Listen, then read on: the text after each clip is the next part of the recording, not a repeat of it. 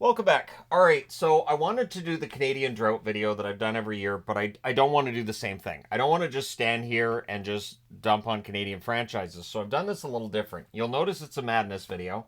Once you get to about 40 magnets, I qualify it as a madness video, and we're beyond 40 magnets here.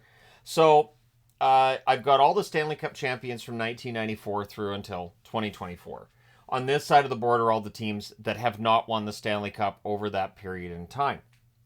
Now, back in 1994, when the drought begins, and nobody had any idea this was going to be a drought, but the New York Rangers win 4-3 in a series over the Vancouver Canucks. The Rangers were the number one team in the league.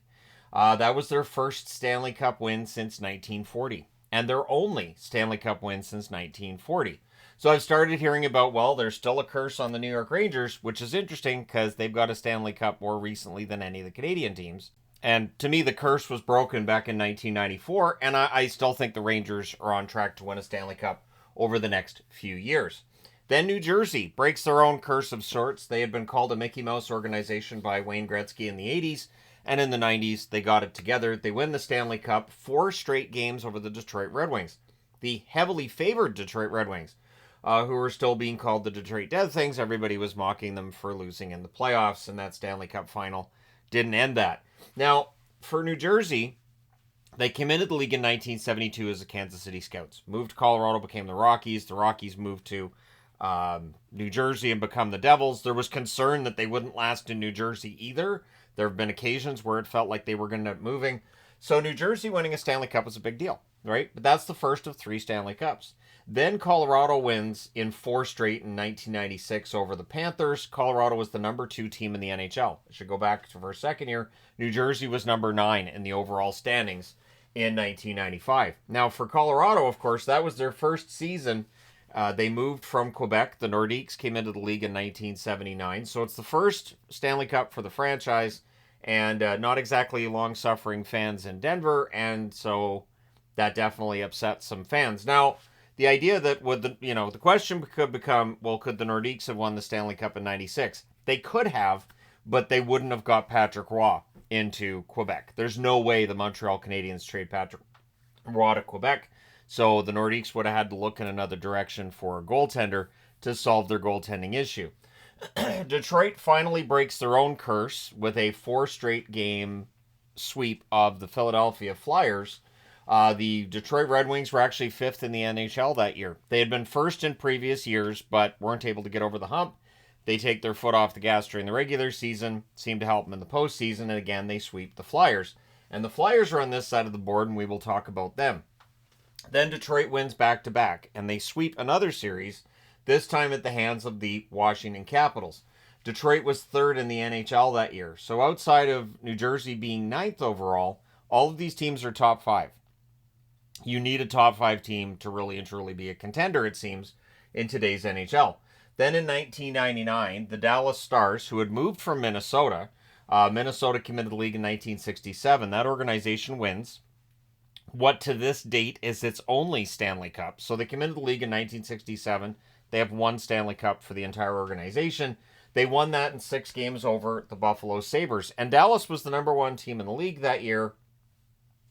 I still think Dallas wins that series, even if Brett Hull's skate wasn't in the crease. It had absolutely no impact on the goal. So, yeah, anyways, because I know people always bring it up. Then in 2000, New Jersey wins their 2nd Stanley Cup. They win it over Dallas in 6 games. They were the number 4 team in the NHL. So while the 1995 New Jersey Devils team was a bit of a surprise, the 2000 team was less of a surprise.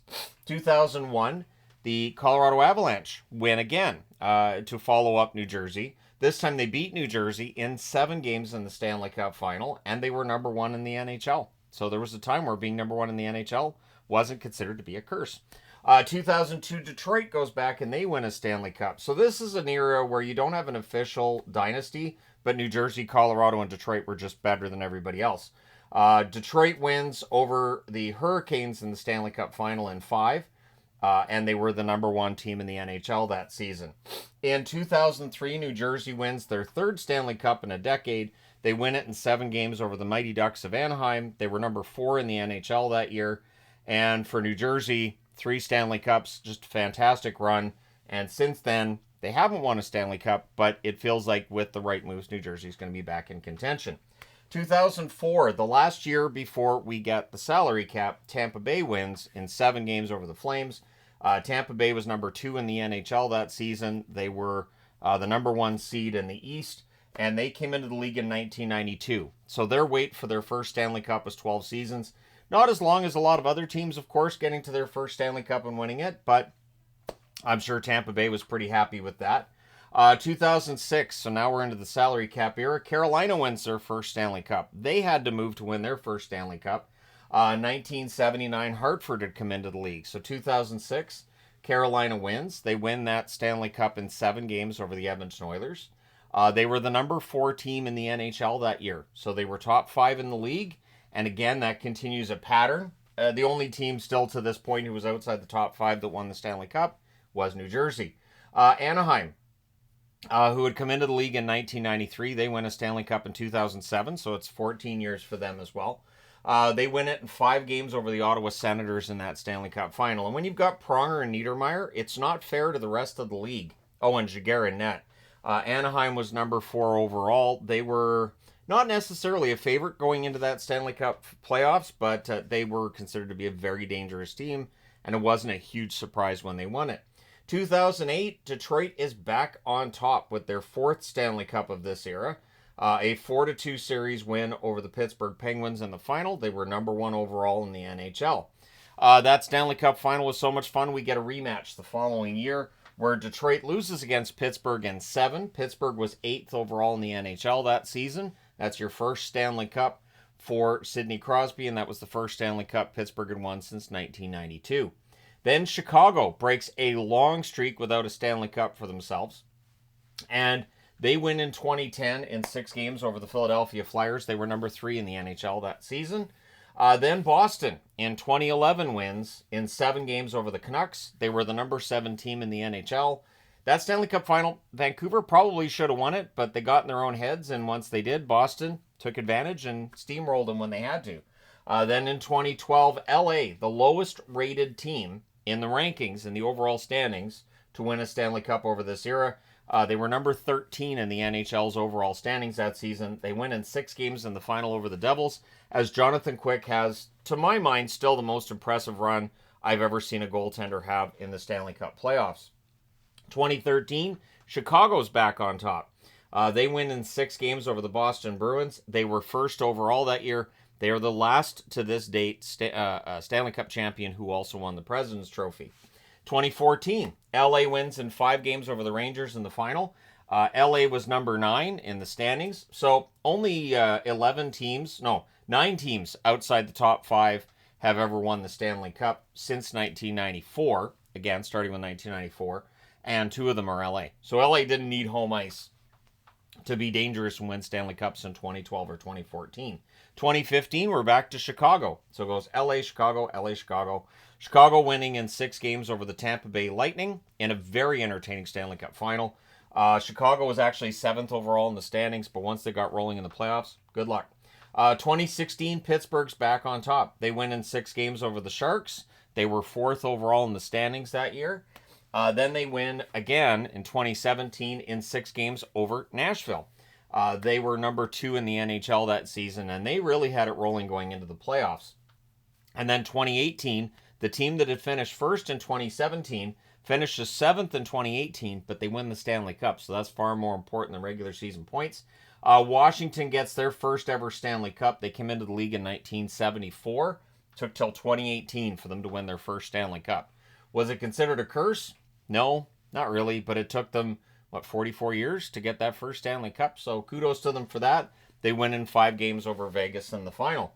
Then it's St. Louis's turn. It took them 52 years to win their first Stanley Cup. They came into the league in 1967. They win in 7 games over the Boston Bruins that year. They were 12th in the standings.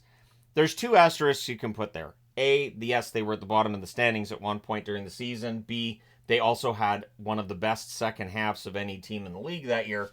So, red hot going into the playoffs, and they ride that to the Stanley Cup. 2020, Tampa Bay, who went out in the first round in 2019 famously, They get their revenge with a 4-2 series win over Dallas in the final. They were 3rd overall in the standings that year. They were 8th overall in the standings the following year, where they win again. So Tampa Bay with a few cups. They won 4-1 over the Montreal Canadiens in that final. Then it's Colorado's turn. They win in 6 games over Tampa. Colorado was 2nd overall in the standings that year. Colorado had their setbacks getting there, but they have their 3rd Stanley Cup during this era. Then it's Vegas winning their first ever Stanley Cup. They came into the league in 2017. They win it in 5 games over the Florida Panthers. They were 4th overall in the standings, which brings us to this year where Florida wins their first ever Stanley Cup. They came into the league in 1993. So there you go. Were they part of the curse? No, not really. They were 4th overall in the standings this year, and they won, of course, in 7 games over the Edmonton Oilers. So we have 10 first-time champs during this era of hockey from 1994 to 2024. 4 Stanley Cups for the Red Wings. 3 Stanley Cups for the Blackhawks, the Penguins, the Devils, wish it was the Stars, the Avalanche, and the Lightning. So 19 out of 30 Stanley Cups on this board belong to 6 teams. Then you have 2 for LA, so that's 21 for 7 teams. It's starting to show that there's just really good organizations that know how to win championships, right? Maybe they're ruthless, maybe they're really loyal. Whatever formula they followed, it worked. And so certain teams have won Stanley Cups. So first place teams have won 6 times during this era. Second place team, and this is overall in the NHL, has won 4 times. Third place has won 3 times. Fourth place seems to be the sweet spot. The last 2 Stanley Cup champs have been 4th overall in the standings, and 7 out of the 30 on the board are 4th. 5th place, less successful, just 1. So 9 out of 30 Stanley Cup champions have been outside the top 5 in the NHL, which is important to look at, because now we get over to, there's still an Arizona magnet here, because Utah hasn't played a game yet, and I feel kind of bad to put Utah up there and talk about the drought. So we'll keep Arizona up there for now. Of course, that's a franchise that came into the league in 1979 as the Jets. The Arizona Coyotes finished between 1st and 5th in the NHL once over this era, and 6th through 10th once. So they were not in a position where they were a contender, and of course they missed the playoffs this season. Buffalo, they come into the league in 1970, have never won a Stanley Cup. 1st through 5th, twice. They've been 1st through 5th in the NHL. 6th through 10th, 5 times they've been in that position. So 7 out of 30 seasons, they've been top 10. They missed the playoffs, of course, this season. Calgary, they won their only Stanley Cup in 1989. They've been 1st through 5th once, and 6th through 10th 5 times. So 6 out of 30 seasons, they've been top 10, and they missed the playoffs this year. Columbus, they've been in the top 5 once. 6th through 10th, they haven't been. Missed the playoffs this year. Columbus, again, they haven't really been relevant throughout most of their existence, which is something that Don Waddell's working to fix. Edmonton, their last Stanley Cup, of course, 1990. They have not been in the top 5 in any of these seasons. 6th through 10th, 4 times. They've been 6th through 10th. And, of course, they went through a long drought where they didn't make the playoffs at all. They were, of course, finalists this season. Of the teams on the board, Edmonton looks like one that could get a Stanley Cup next season. Minnesota, they've been in the league since 2000. No Stanley Cups there. 1st through 5th, twice. They've been 1st through 5th. 4 times they've finished between 6th and 10th in the NHL. They missed the playoffs this year as well. Montreal, they're, of course, the team that won the last Stanley Cup for Canada in 1993. Between 1st through 5th in the standings, twice. Between 6th through 10th in the standings, 4 times. In 30 seasons, Montreal's finished in the top 10 6 times. So, yeah, that's not great. And again, looking at previous eras, if that had happened during any of the previous years for Montreal, everybody would have been fired multiple times. They would have rehired him to fire him again. Nashville, they've been in the NHL since 1998. They've been in the top 5 3 times. 6th through 10th 5 times, and of course they lost in the first round in 2024 against Vancouver, and they've really armed themselves in the offseason. The New York Islanders have not won a Stanley Cup since 1983, so they're kind of honorary Canadians there, right? They've only been in the top 5 once over this era, and 6th through 10th 3 times. So that's 4 times in 30 years they've been a top 10 team. They lost, of course, in the first round this season. The Ottawa Senators come into the league in 1992. In the top 5 4 times over this era. 6th through 10th, 3 times. So that is 7 times they've been top 10. They, of course, missed the playoffs in their rebuild that they're having trouble coming out of. The Philadelphia Flyers last won a Stanley Cup, by my count, 1975. And first through 5th, 6 times. So you want an honorary Canadian. You want a hard luck franchise. It's the Flyers. 6th through 10th, 9 times. And, of course, they've lost Stanley Cup finals as well. It's been a tough go for the Flyers, who 15 out of these 30 seasons on the board have been top 10. They've been right there. They, of course, missed the playoffs. San Jose came into the league in 1991, has not won a Stanley Cup. 1st through 5th, 8 times. So, again, if you're going to say, well, San Jose, well, how did they not win? The numbers would say, yeah, they probably should have had at least one Stanley Cup win during this run. 6th through 10th, twice. So that's 10 times in 30 years they've been top 10. Of course, they missed the playoffs this year. They're still in their rebuild. Seattle just comes into the league in 2021. They have not been top 10 in the NHL standings. They missed the playoffs this year. It's a little bit early to talk about any kind of a curse with Seattle, although they haven't won since the Metropolitans won almost like over a century ago. And then there's Toronto. They won the Stanley Cup in 1967. They've been 1st through 5th 6 times. Only once in the Matthews era, by my count. Once, or maybe it's twice. 6th through 10th, 6 times. So that's 12 times in 30 years Toronto's been top 10. Of course, they lost in the first round this year. Vancouver, they came into the league in 1970 along with Buffalo. The cursed franchises of Vancouver and Buffalo. Vancouver's been top 5 twice in that entire time. This entire time, anyways. And 6th through 10th, 7 times. So Vancouver's been on the verge of being a contender, but keeping in mind that 21 out of 30 have been top 5 teams, they've only been a top 5 team twice. So Vancouver, finding that sustained excellence has been an issue. Of course, they lost in the second round against Edmonton this year. The Winnipeg Jets came into the league as the Thrashers in 1999. And again, this is where things get thrown off because now Arizona, so do you throw out the Atlanta history? With Morello giving up, does that history go back to... It's fine. Winnipeg/Atlanta, top 5 twice. Both of those Winnipeg. And 6th through 10th once. That was Winnipeg as well. Atlanta never finished top 10 in the NHL. Of course, Winnipeg lost in the first round this year. So it's very easy and simplistic to say, Canada doesn't win Stanley Cups. Look at this huge drought. But it's also more realistic to say there are certain organizations that know how to win, know how to build a winner. And it's not as simple as just, well, there's the taxes. The taxes help. They help you put together a really good roster. Become playoff time, you can't measure heart. You can try, but you can't. And there are certain teams that just have that edge in the playoffs. And it just so happens that Canada hasn't necessarily had the best or the top 10 teams or the top 5 teams, which is really important. I do feel like the drought will come to an end soon. When and by who? I think Edmonton's probably the one to break it. But Montreal's doing a good job of building.